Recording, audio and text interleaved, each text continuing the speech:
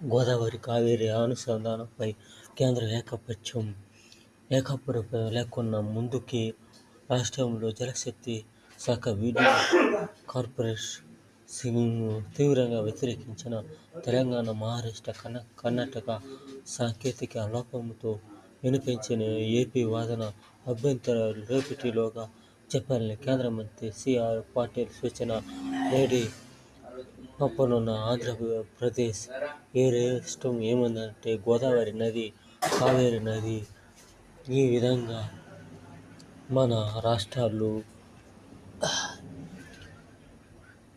అందరూ ఏక అభిప్రాయంతో ముందుకు సాగే ప్రయత్నంలో ఉండాలి.